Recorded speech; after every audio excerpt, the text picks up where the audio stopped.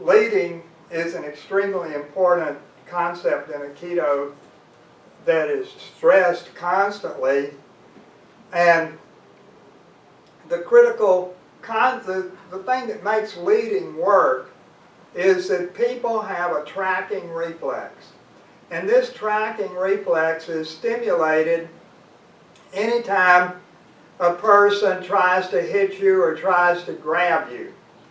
And the tracking reflex means that when somebody is coming at you, that this reflex takes over so that what's going on is no longer consciously controlled.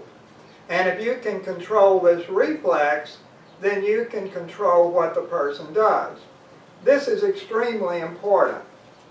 In our club, most of what we do is weapon attacks, knife attacks. And we use padded knives so that we really try to hit a partner with the knife.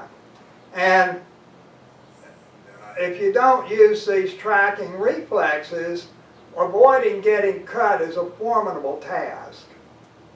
And so these tracking reflexes are tremendously important.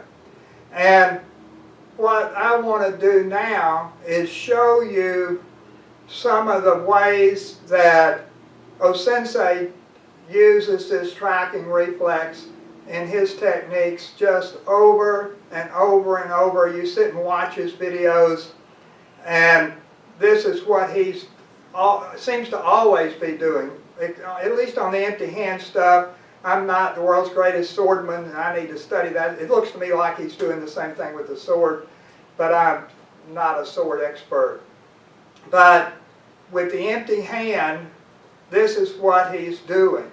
So let's look at some of these methods of using tracking. So if he goes to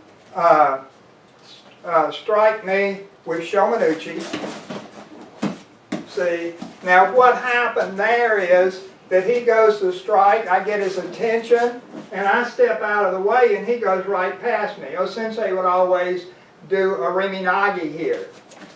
Not always, but usually. Maybe 90% of the time from there he would do a riminagi. Another one that he used a lot is that he would, instead of using the backhand, he would use the lead hand and turn his back on his partner. So he attacks, show me.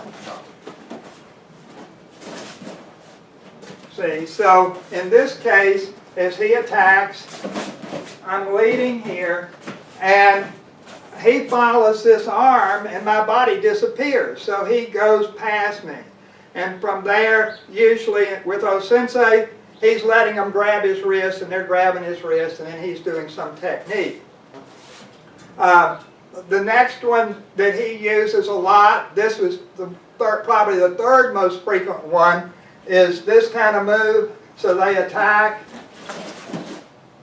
And, you know, this just looks stupid. I mean, when we do this with our partners, it's easy for them to hit us. But what he's doing is he gives them a target. He gives them some motion here to pay attention to. They lock in on that motion. Now, he's real subtle, okay? I'm being blatant. I'm trying to teach it. But he's very subtle, so you hardly see it. But he gives them some motion. They lock in on that motion, and his body just disappears. And they don't see what his body's doing. Another one that he uses is where he goes to strike, and I drop here. And so what's happening there, you know, if he gives a committed attack, is I give him some motion, and then my body just disappears, and it's in his way now, so he flips over it. And then, you know, people are always saying, well, O-sensei was magic. You know, he'd be standing in front of you, and then he would just disappear and be behind you. Well, it's not really so magical. If he goes and strikes at me with Yokomen, well, I give him this motion to pay attention to, and that's all he sees. My body just disappears, and then I'm behind him. And you can do that if you were doing tenchinagi, then when he goes to strike.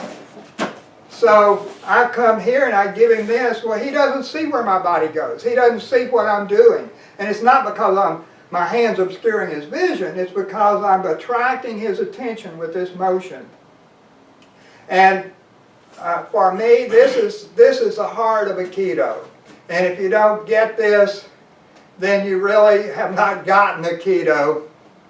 And it's really funny when you watch these old videos that are sensei giving demonstrations and all. Usually the people who edited the videos cut this part out. So all you see is the throw. You don't see how sensei's setting up the throw. So they were either trying to keep this secret, but my guess is they had no clue what was important about what was happening.